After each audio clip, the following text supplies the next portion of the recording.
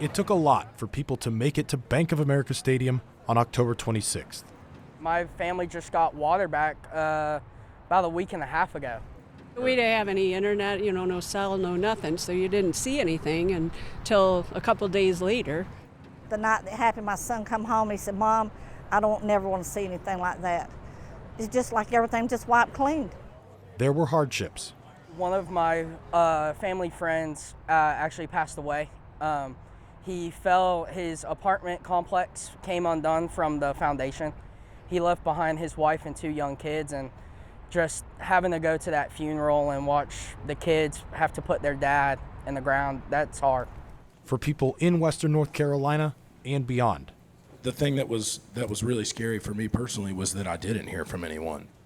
When you start not hearing from people or not hearing from everyone that you know, is when I was like, this is beyond what I even thought was, possible in that area.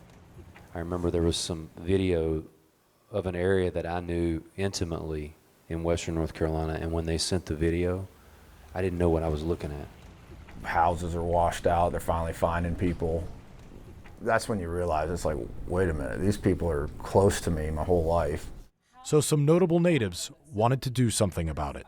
Luke called right after this happened, a day or two after, and said, I want to do this.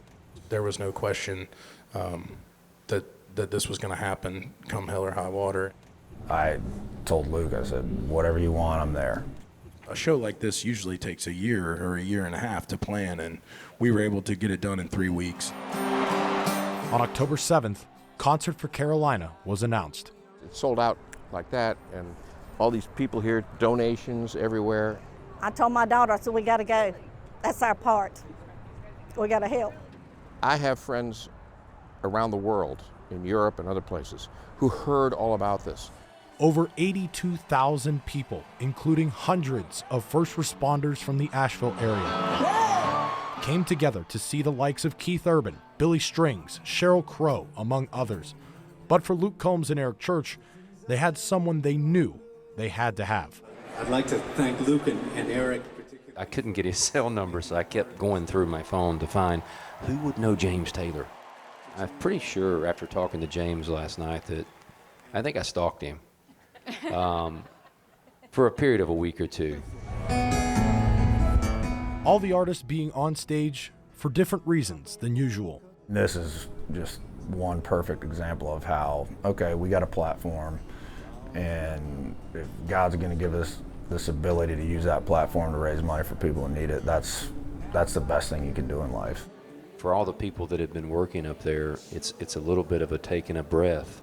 After all the cheers, songs, and surprises, over $24.5 million were raised. All going back to help Western North Carolina. It's really cool that we have the ability to help, and all these Carolina folks are stepping up to do it.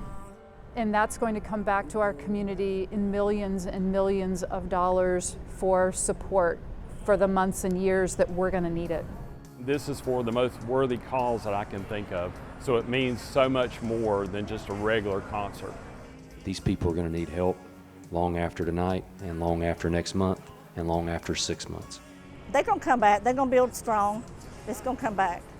In Charlotte, Ed Diorio, News 13.